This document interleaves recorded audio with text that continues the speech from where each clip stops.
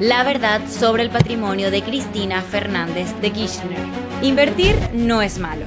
Sin embargo, surgen algunas preguntas si la izquierdista expresidente de Argentina toma algunas decisiones financieras personales diferentes de las que profesaba en sus discursos. En 8 minutos veremos un análisis económico de Argentina y las decisiones financieras de Cristina con la paradoja que encierran las mismas.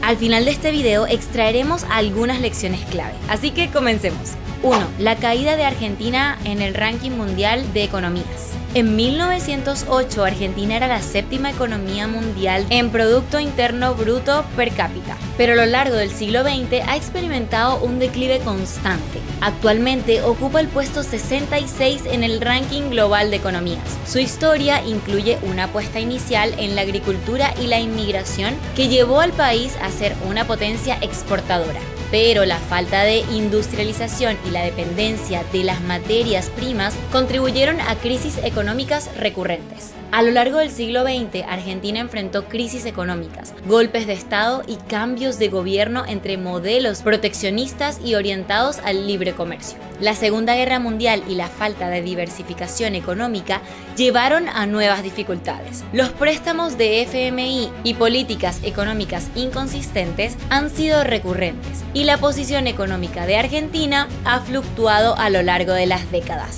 En los años recientes, el kirchnerismo intentó estabilizar la economía aprovechando el aumento de los precios de las materias primas, pero la caída de esos precios en la década del 2010 dejó un país vulnerable. 2. Te quieren pobre. La definición de Florentino también va acotada a algo que en el movimiento nosotros decimos: el populismo ama tanto a los pobres que los multiplica. Es el fragmento del discurso de Gloria Álvarez, representante de Guatemala en el Parlamento Iberoamericano de la Juventud. Esta afirmación resume la práctica política de los presidentes que han llevado a sus países a la pobreza, como el caso de Argentina. Pero veamos qué tan cierto es que ellos multiplican la pobreza. Cuando Néstor Kirchner asumió la presidencia en el mayo de 2003, la pobreza en Argentina era del 62%. Durante su gobierno lograron reducirla a casi el 37% para finales del 2007. Esto es algo que se debería de celebrar, pero cuando Cristina asumió la presidencia, estas fueron sus palabras. En el día de hoy, yo no quiero compartir con ustedes cifras o datos o venir a contar las cosas que hemos hecho en estos 4 años y medio que han sido tan importantes: la renegociación, el pago del fondo, la lucha sin tregua contra la desocupación, la indigencia, la pobreza, en la que vamos obteniendo batallas y triunfos importantes, no el definitivo, porque siempre va a faltar la victoria definitiva mientras haya un pobre en la patria. En otras palabras, ella dijo que mientras existan pobres, existirán ellos, por lo que el negocio de estos políticos es la pobreza. Bajo el gobierno de Cristina se logró bajar la pobreza del 37% al 28% en su primer mandato, pero aumentó nuevamente al 30% en su segundo mandato. En el total de su mandato, la pobreza disminuyó del 37% a fines del 2007 al 30% a principios del 2015, según estimaciones, ya que los datos de finales de 2015 no se publicaron debido a problemas en el Instituto Nacional de Estadísticas y Censos, que también es otro aspecto que llama la atención por la falta de transparencia en estas cifras. Se nos dijo que 3 o 1 de cada 3 argentinos era pobre y se largó una medición que poco tiene que ver con la realidad. Ahora, no podemos negar la reducción de la pobreza en esos años, pero ¿a qué costo?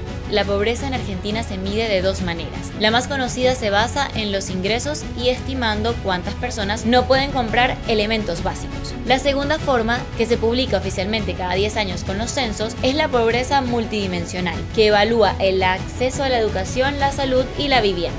Aunque la pobreza multidimensional ha disminuido lentamente en las últimas décadas, la pobreza medida por ingresos solo ha disminuido después de superar crisis económicas o en periodos de circunstancias excepcionales, según un estudio del CEDLAS, CIPEC y el PNUD. Es decir, que las políticas públicas estaban más orientadas a generar la infraestructura del Estado, pero no resuelve el problema de raíz.